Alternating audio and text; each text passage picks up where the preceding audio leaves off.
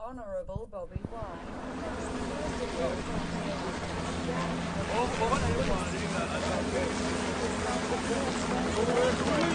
after arrest. The majority of Ugandans and international borders believe that Bobi Wine Robert Sentamu is the just president-elect of the country Uganda, and yet denied the opportunity by Museveni, who had served for 35 years. Museveni continued to fly his military and police helicopters on top of Bobi Wine's house while Bobi Wine was addressing his newly elected team and supporters at his home in Magere Kampala capital.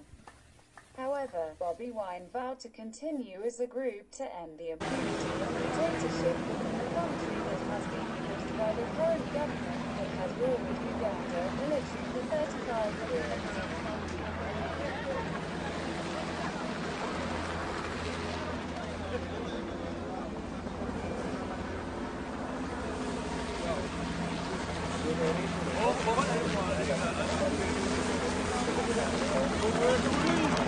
La polizia dell'Uganda di lasciare la sua casa ha trascorso 11 giorni di arresti domiciliari. La maggior parte dei giornalisti internazionali ritenevano Bobi Wine il presidente eletto del paese da Uganda ha negato le fondamentali Museveni. Aveva servito per 35 anni.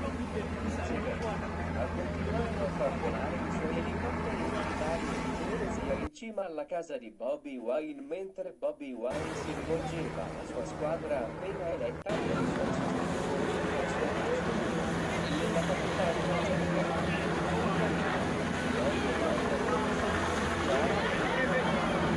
all'impunità e alla dittatura all'interno del paese che è stata causata dall'attuale governo che ha governato l'esercito dell'Uganda per 35 anni.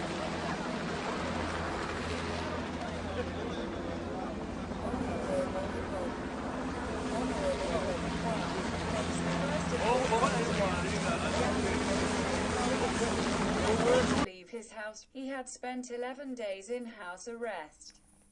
The majority of Ugandans and international borders believe that Bobi Wine Robert Sentamu is the just president-elect of the country Uganda.